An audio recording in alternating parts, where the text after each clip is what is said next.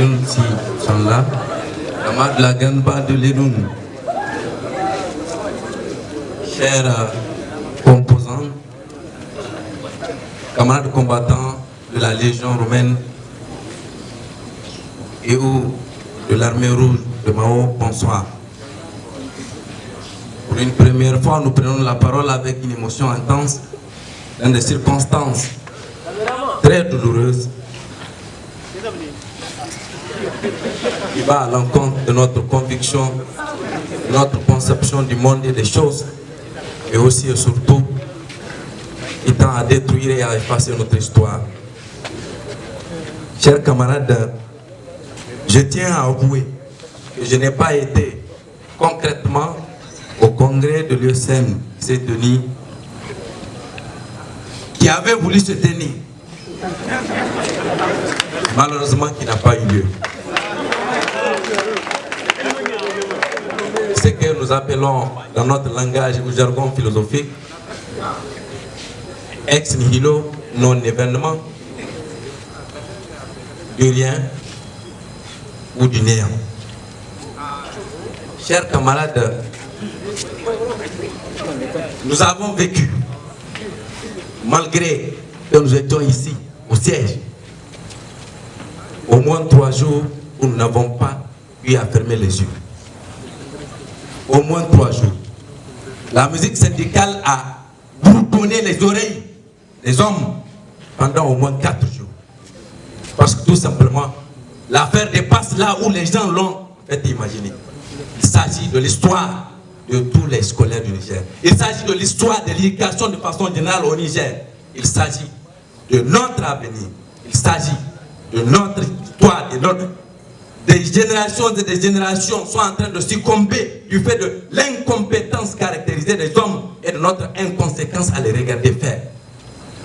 Il faut que cela s'arrête. Il faut que cela s'arrête.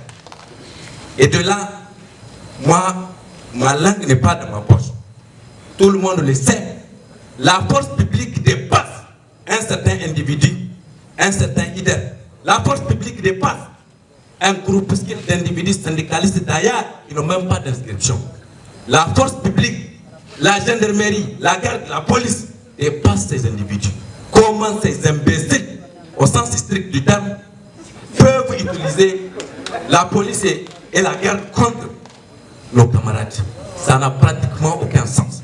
C'est ce qui signifie très clairement qu'il y a une main noire qui utilise et qui agit.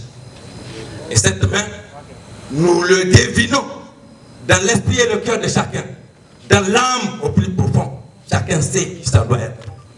Mais une chose est sûre, lorsque l'homme a tout perdu, ou lorsqu'il croit qu'il a tout perdu, il y a une chose qui lui reste, c'est en fait sa vie. Je ne suis pas prêt à tuer pour aucune cause, mais je serai prêt à perdre ma vie pour une cause. Et cette cause, c'est la cause de mon avenir. C'est mon droit au sens hegelien du terme. Nous avons des droits du seul fait que nous sommes des humains dans un état démocratique.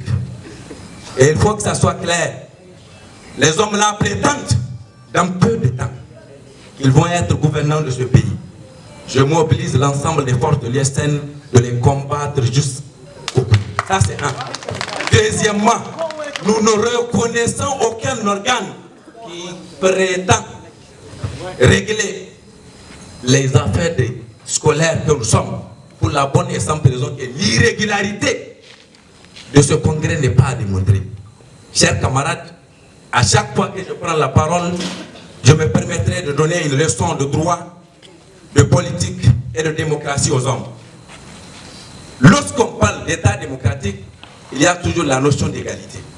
Comment comprendre, si on parle effectivement d'égalité et de justice, comment comprendre qu'au moment où des hommes, des pères de famille, des chauffeurs qui ont transporté les étudiants sont en train d'être malmenés, étant nus, agenouillés devant l'histoire, mis au banc de la déshumanisation, et c'est en ce même moment-là que les individus sont caressés. De l'autre côté, où on tient un congrès, nous nous rendons déjà compte que la notion d'égalité a perdu toute signification. L'arbitraire a pris le dessus. Et c'est d'ailleurs parce qu'ils ont compris cela que moins d'une heure après notre déclaration, ils ont relâché tout le monde. Comment comprendre que des terroristes, parce qu'on avait très bien dit que c'était des bandits, que c'était des criminels, avec tout l'armada d'armes qui a été déposé devant les gens, on les a lâchés après une minute. Après, une heure après notre déclaration. Ce qui revient à dire clairement que la chose est très claire. C'est un complot organisé, c'est orchestré, c'est bien ciblé. Ce sont les scolaires qui sont capables de faire trembler les gens. On le sait, parce que les sections lycéennes collégiennes, ils ne peuvent pas faire trembler les hommes. C'est très clair, ils savent que on peut, parce qu'il y a ce fougue-là, cette jeunesse-là, l'esprit peut être manipulé à un certain niveau. Mais nous, on sait que cela n'est pas possible. Et surtout les nous. Je respecte la conscience étudiantine. Je respecte l'armée rouge, celle qu'on est en train de traiter de badauds. C'est faux. Et c'est faux, je le dis devant l'histoire, ce ne sont pas des badauds. S'il existe, très clairement, l'histoire l'a clairement démontré, et toujours, s'il existe des imbéciles qui recrutent effectivement des badauds pour aller au congrès, c'est toujours le CD. C'est toujours le CD. Parce que le CD, l'ensemble des hommes qui tournent autour d'eux, c'était des gens qui n'avaient pas d'inscription. D'ailleurs, parmi eux, les membres même, il y a des gens qui n'ont pas d'inscription académique.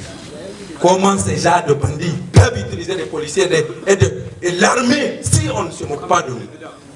Il faut que les porteurs de la tenue de la République, ceux qui ont causé, comment, même si les politiciens, eux, à leur niveau, ils n'ont rien à foutre avec l'avenir du monde, sous dans Allah, dans